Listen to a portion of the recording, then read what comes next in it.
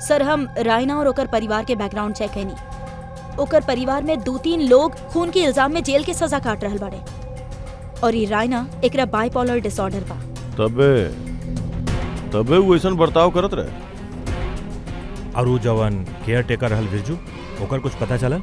सर ओकर फोन के last location वो बंगला के बाहर ही एक्टिव रहल, ओकर बाद से ऑफ बा। ढूंढने की कोशिश जारी बा। कमाल है, वो बंगला में इतना कुछ हो गई और बंगला के मालकिन के कुछ पता ही नहीं। केयर टेकर गायब है यार। कहीं बीमारी के आड़ में कोनो गेम तो नहीं खेल रही?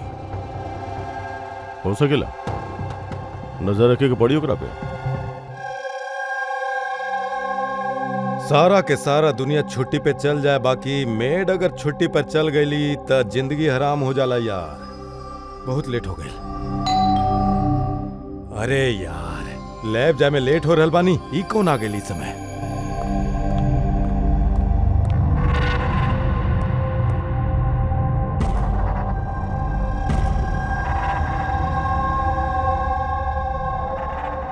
बाहर तक वो दिखाई न दे रहा। घंटी की आवाज तो सुनाई दे ले रहा।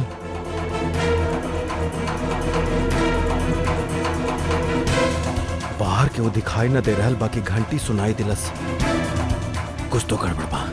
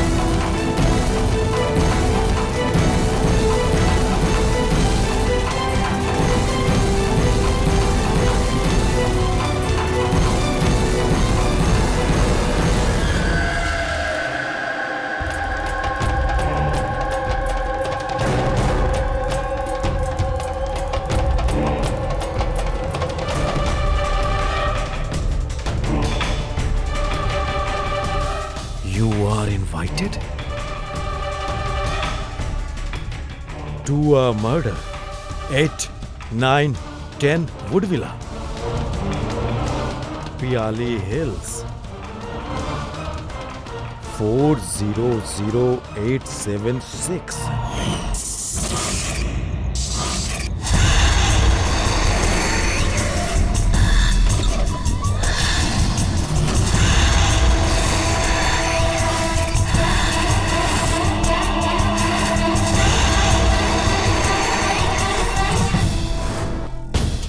Catch me if you can. ये सच्चाई है कि मजाक है?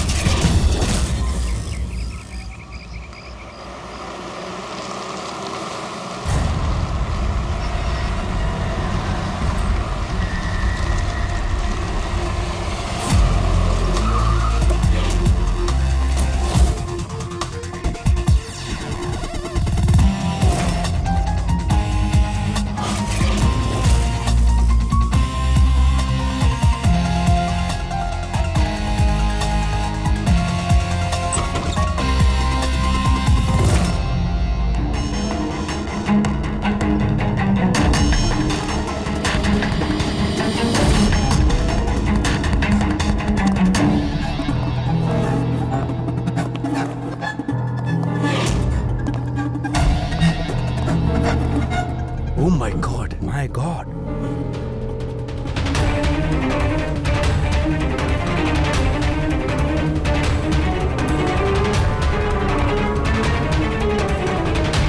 यहाँ तो केहू भी नहीं है, न कोनो गार्ड न बंगला के मालिक।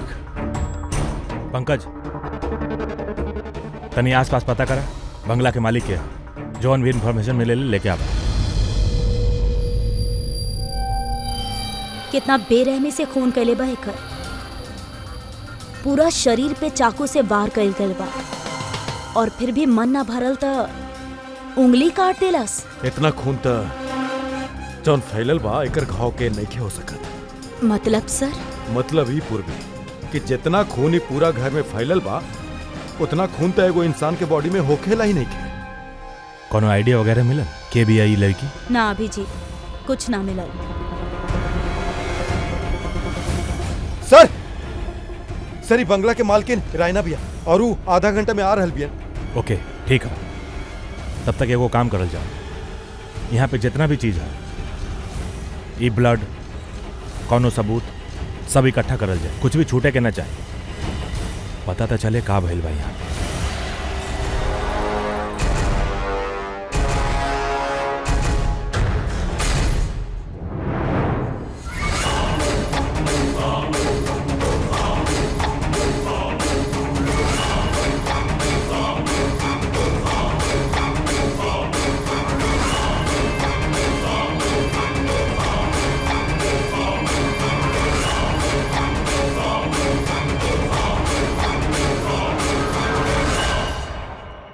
ई पूरा घर में इतना सारा चीज पड़ल बा जौन चिल्ला चिल्ला के करल कि हमनी सबूत बानी, हमनी के उठा ला।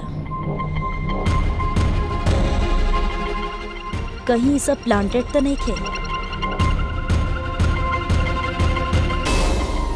मतलब खूनी हमनी के साथ गेम खेलता।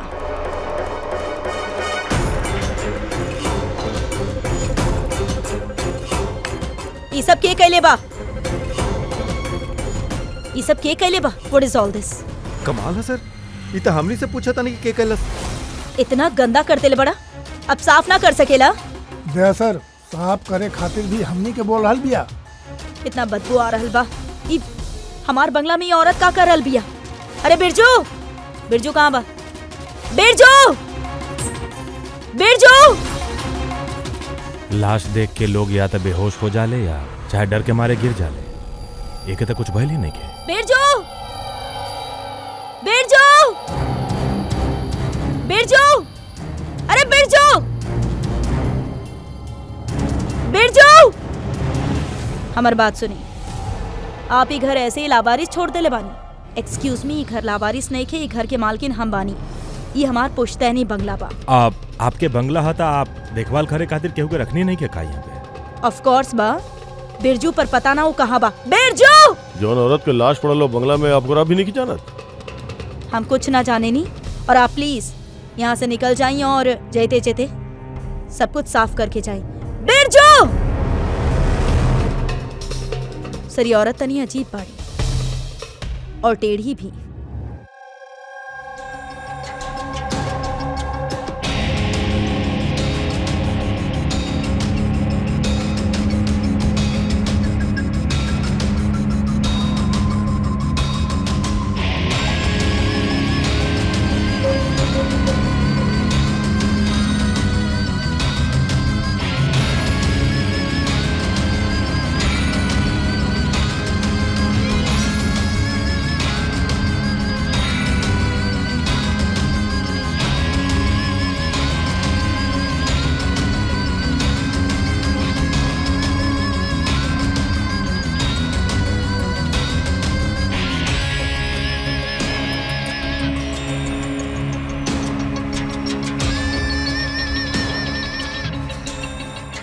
एक केस और 18 सबूत और खूनी सबूत के ऐसन सजा के छोड़ले रहे कि बस पूछा मत। सर, बाकी प्रॉब्लम ई बा कि इमे से कौनो भी सबूत हमनी की कौनो काम के नहीं खे। ई सारा सबूत हमनी के कोनो काम के नहीं खे, एकर मतलब का है सारिका? मतलब ई कि ई सब सबूत पुरान बा। व्हाट? ई सब सबूत पुरान बा, तो लड़की के खून भी पुरान बा। अच्छा, कितना पुरान बा बतावा?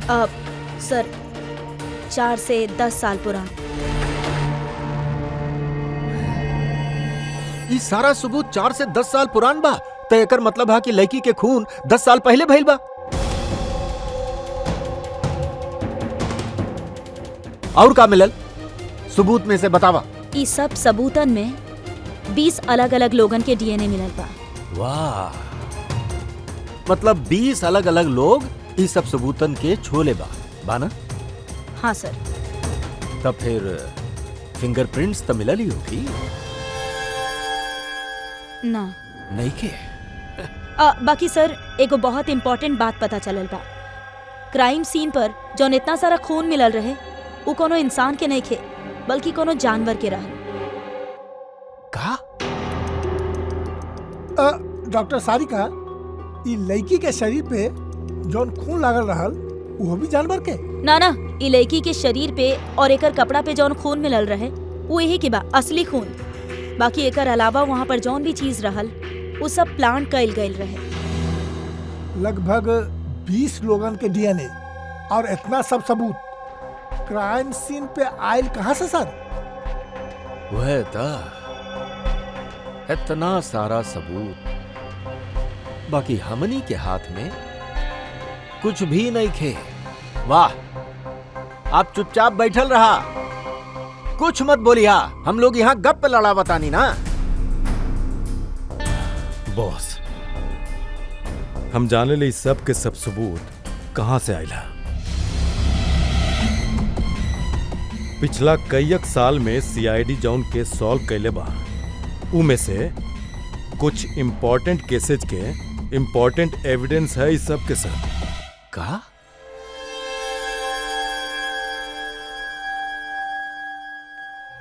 सर हम रायना और ओकर परिवार के बैकग्राउंड चेक कैनी। ओकर परिवार में 2-3 लोग खून के इल्जाम में जेल के सजा काट रहल बाड़े और ये रायना एकरा बाइपोलर डिसऑर्डर बा। तबे वो ऐसा बर्ताव करत रहे। और वो जवन केयर टेकर रहल बिरजू, ओकर कुछ पता चलल? सर ओकर फोन के लास्ट लोकेशन वो बंगला के बाहर ही एक्टिव रहल, ओकर बाद से ऑफ बा। ढूंढने की कोशिश जारी बा। कमाल है, वो बंगला में इतना कुछ हो गई और बंगला के मालकिन के कुछ पता ही नहीं। केयर टेकर गायब है। यार ये कहीं बीमारी के आड़ में कोनो गेम तो नहीं के खेल रही? हो सकेला, नजर रखे के पड़ी ओकरा पे। पंकज, उजे लड़की के लाश मिलल रहल, ओकर कुछ पता चला? सर सब पुलिस स्टेशन, न्यूज़पेपर और न्यूज चैनल में भेज देनी सर, थोड़ा देर में पता लग जाए सर। सालुंके हमनी के पुराना केसेस के सारा सबूत वहां पे पहुंचल कैसे? चुपचाप बैठ के ना चली सालुंके, हमके जवाब चाहिए। अब ही है तू फॉरेंसिक सर्जन बाड़ा, ई फॉरेंसिक डिपार्टमेंट के इंचार्ज बाड़ा, अपन जिम्मेदारी से भाग ना सकेला तू? बतावा जल्दी। बॉस, हम अपन जिम्मेदारी से नहीं भाग। और ना तका तब फिर बतावा ना, हमनी के पुराना एविडेंस हमनी के रिकॉर्ड से गायब कैसे भइल? बॉस, एगो काम करता नहीं, रिकॉर्ड रूम में चल के वहां पूछताछ करल जाए, पता चल जाए बॉस वहां पे का गड़बड़ भइला। प्लीज। इतना सारा सबूत गायब कैसे हो गई? मालूम बना ये सारा सबूत कितना इंपॉर्टेंट हो खेले? तब फिर आपके रहते ये चूक भइल कैसे? कैसे गायब हो गई सबूत? सर हमनी के रहते चोरी ना हो सकेला। तब फिर चोरी कब भइल? सर ये चोरी रात के ही भइल होखी, काहे कि हमनी रात के ना रहे। यही से चोरी हो गई ना? और आपके का कहा? सर हम डॉक्टर साहब से कितना बार कहनी कि लॉक वगैरह सही करवा ली, दरवाजा खिड़की सही करवा ली, सीसीटीवी कैमरा लगवा ली, बाकी डॉक्टर साहब हमने के सुनत ही नहीं खे। और तो और का? और का? सर पता ना केकरा के लेके आ जाले। सर वो कहले के पुराना एविडेंस देखे के। और का? सर पता ना केकरा के लेके आ जाले। सर वो कहले के पुराना एविडेंस देखे के। केकरा के लेके आयल रहली? पिछला 3 महीना पहले केहू के लेके आ गए और बोले के क्राइम जर्नलिस्ट बाड़े, इनका पुराना एविडेंस देखे के। बॉस वो एगो जर्नलिस्ट रहा, फॉरेंसिक पे एगो आर्टिकल लिखल चाहत रहे, हमसे रिक्वेस्ट कैलस, ओके परमिशन दे देनी बस। देखा सालुंके, तो अच्छा तरह से जाने ला कि यहाँ कोनो भी बाहरी आदमी के अंदर आई मना बा, और तू जर्नलिस्ट के यहाँ ले आईला। सर पिछला महीना भी सर कॉलेज के स्टूडेंट्स के लेके आयल रहले, उनका भी पुराना एविडेंस दिखावत रहले। तो हो सकेला कि ओमे से केहू चोरी कैले होखे। बॉस ऐसा नहीं हो सकत, वो तो फॉरेंसिक स्टूडेंट रहले, बेचारे हमसे परमिशन मांगत रहले। सर हमने स्टडी करे के चाहता नहीं, कुछ प्रैक्टिकल देखे चाहता नहीं, कुछ सीखे के चाहता नहीं। सर प्लीज परमिशन दे दी, हम उन करे के परमिशन दे देनी बस। बॉस हमें को रिस्पॉन्सिबल इंसान वाली बॉस, आफ्टर ऑल हमारा अधिकार भी था है यार। देखा सालू के सीआईडी के लुटवावे के तोहके कोनो अधिकार नहीं थे, समझला? और तो और यहाँ कोनो कॉलेज खोल के ना रखले बानी फॉरेंसिक सिखावे खातिर। तू स्टूडेंट्स के यहाँ ला कैसे सकेला? केकरा परमिशन से ले आईला तू? देखा सालू के अच्छा तरह से याद रखिया, ई रिकॉर्ड रूम में केहू भी नहीं खे आ सकत। ना हम ला सकेनी, ना तू और ना ता ई, फिर चाहे वो परिवार वाला होके या फिर दोस्त होके। अरे ना। हाँ विजय। हाँ सर, जौन लड़की के मौत भइल रहे ओकर नाम टीना है। ई उनकर पिताजी बानी। Doctor Nirav sir, head of forensic Chennai. Doctor Nirav? Nirav? Nirav? सालू के हम बेटी के मार दिले। बचा बचा, कंट्रोल योरसेल्फ, सब पता चल जाए। सर, आप लोग जाने ले एक दूसरा के? हाँ अभिजीत, एगो जमाना रहल जब हम और नीरव साथ साथ काम करत रहनी। नीरव, एक मिनट बॉस। का? ई देखा दोस्त, हमार शक एकदम सही रहल दोस्त। इमे डॉक्सिन है। डॉक्टर नीरव, तनी बताई आखिरी बेर आप अपन बेटी टीना से कब बात कर ले रहे, कब दिखले रही ओकरा के? एक्चुअली वो कॉलेज के हॉस्टल में रहत रहा, 2 दिन पहले से ही वो गायब हो गए रे। नीरव, नीरव शांत रह नीरव। जे भी कैले बाना वो पकड़ल जाए। हम पता लगाएब नीरव, हम पता लगाएब के कैलसी। ना सालू के तू नहीं खे पता लगेगा। हम नहीं खे पता लगाएब मतलब तू ये केस पे काम नहीं खे कर पा।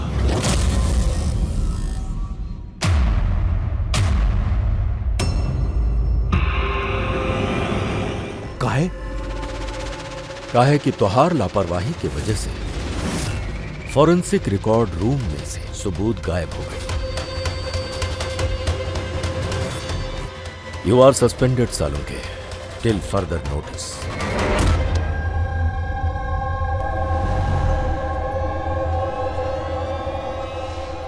बहुत तहरा के लगता है सब कुछ हमरा वजह से भइल बा। तू हमरा पे इल्जाम लगा रहल बड़ा। इल्जाम नहीं खे सालू के, ये हकीकत बा और ई तो वो अच्छी तरह से जाने। ना तू अपन दोस्त जर्नलिस्ट के फॉरेंसिक रिकॉर्ड रूम में ले जाता, ना उस स्टूडेंट्स के फॉरेंसिक रिकॉर्ड रूम में ले जाता, और ना आज हमके तोहरा के सस्पेंड करे के पड़ा।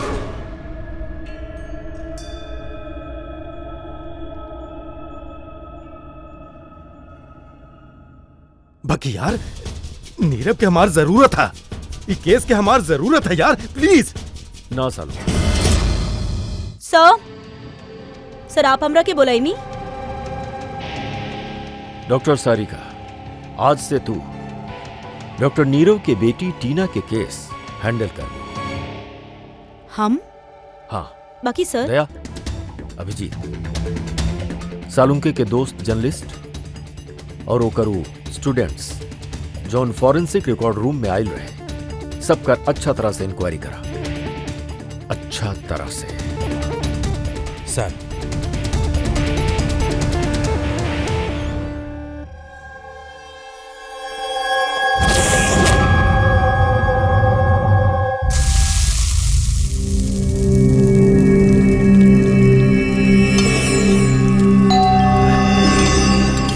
आ गए हो के प्रद्युमन के दाया पाया। दया और अभिजीत हमार घाव पे मरहम लगावे खातिर। हमके मालूम है खोलते ही कही है सर कुछ ना होखी। हमने के आप पर पूरा विश्वास है, सब कुछ ठीक हो जाए, का खाक ठीक हो जाए। पहले तो बेइज्जती करके निकाल देले और फिर भेज देले अपना दाया पाया यहाँ पर, जा जा जाकर घाव पर मरहम लगावा।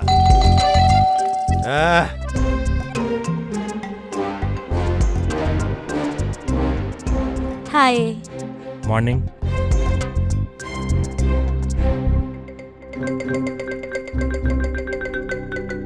अरे काहे टेंशन ले रहल बानी सर, सब ठीक हो जाई। हमने के आप पे पूरा विश्वास था सर, हमने के पूरा यकीन बा कि आप कोनो गलत काम करिए ना सकेनी। बाकी वो प्रोटोकॉल तो फॉलो करे के पड़ी ना। देखा, हमके तू लोगन के सहानुभूति के कोनो जरूरत नहीं है, और हाँ, तहार एसीपी साहब के भी सहानुभूति के कोनो जरूरत नहीं है। बच्चा ना बानी हम, रोवत ना बानी हम। हमके मालूम है प्रद्युमन अपन